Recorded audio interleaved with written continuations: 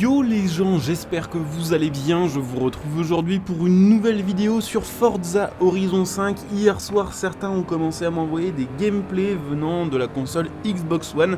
Du coup, je me suis dit que j'allais compiler plusieurs gameplays sur Xbox Series, sur Xbox One et sur PC pour vous montrer un petit peu la différence graphique entre ces trois plateformes. Simplement pour la précision, avant que vous commentiez ou avant que vous jugiez vraiment ces graphismes, sachez et n'oubliez pas que les vidéos téléchargées sur YouTube ont tout de même pas mal tendance à perdre en qualité, à être plus floues, à pixeliser. Évidemment, on n'aura jamais la même qualité en vidéo téléchargée sur YouTube que directement chez vous. Évidemment, quand vous aurez le jeu de votre côté sur votre PC ou votre console, le jeu sera moins flou, moins pixelisé et plus joli globalement. Je vous souhaite un bon visionnage, on se retrouve en fin de vidéo pour débriefer tout ça et puis pour que je puisse éventuellement vous donner un petit peu mon avis sur ces différentes versions.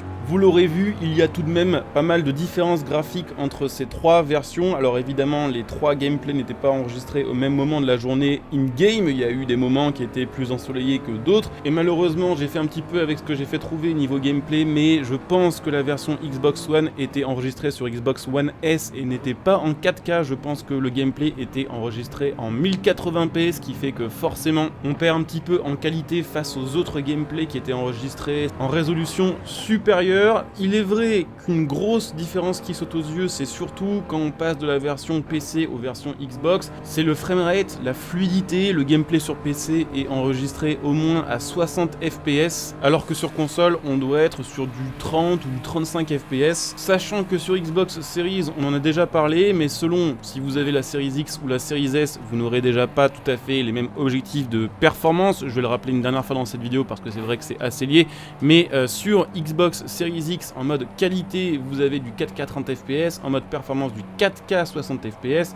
Sur la Series S, vous avez du 1080p en 30 fps en mode qualité et du 1080p en mode performance à 60 fps. Donc là, c'était du gameplay enregistré sur Xbox Series X en mode qualité, donc à 30 fps, 2 fois moins d'images par seconde que sur la version PC. Forcément, ça joue beaucoup sur la fluidité et ça joue quand même pas mal sur le rendu du jeu. Après, au niveau des effets, j'ai l'impression que sur PC, le preset devait être un extrême. Je pense qu'en mode qualité sur Xbox Series, on doit être en équivalent ultra voilà, d'un preset PC. Et je pense que sur Xbox One ou One S, parce qu'apparemment, je le répète, le gameplay était enregistré sur One S, on doit être sur l'équivalent preset d'un élevé sur PC. Donc oui, sur PC, c'est encore plus beau, encore plus fluide que sur Series X. Sur Series X, c'est plus beau que sur Xbox One, mais ça reste ok, j'ai envie de dire, graphiquement. Il n'y a pas de drama comme ça avait été le cas à l'époque pour Forza Horizon 2, où on avait vraiment une sous-version un petit peu triste, voilà, sur la version Xbox 360 de Forza Horizon 2, il y avait vraiment graphiquement un énorme gap, la verdure, les décors, voilà, toutes les végétations étaient complètement différentes et puis surtout les routes étaient pas les mêmes, on n'avait pas la même map, enfin voilà, il y avait vraiment des grosses différences. Là pour le coup, entre Horizon 5 sur PC, Horizon 5 sur Xbox Series ou sur Xbox, au final la principale différence c'est vraiment le framerate. Donc je pense que cette petite vidéo vous aura rassuré, en tout cas je l'espère. Je le rappelle que s'il y en a qui sont intéressés, vous pouvez choper le jeu sur PC, sur Xbox Series X, S, sur Xbox One, One S, One X, à tarif réduit via mon lien Instant Gaming. Donc si vous étiez, on va dire, un petit peu bloqué pour l'instant parce que vous attendiez de voir à quoi allaient ressembler les versions Xbox One, et que maintenant vous avez envie d'acheter le jeu, vous êtes rassurés, n'hésitez pas à passer via mon lien, ça vous fera profiter de petites économies et ça soutient ma chaîne par la même occasion. N'hésitez pas évidemment à laisser un commentaire, à vous abonner, à partager cette vidéo. Bien sûr, je le rappelle que vous pouvez éventuellement aussi venir me follow sur Twitch pour ceux qui sont intéressés pour me voir en live. Voilà, n'hésitez pas à venir follow, le lien sera en description et en top commentaire. N'hésitez pas bien sûr, si vous avez Amazon Prime, à utiliser votre Twitch Prime sur ma chaîne Twitch.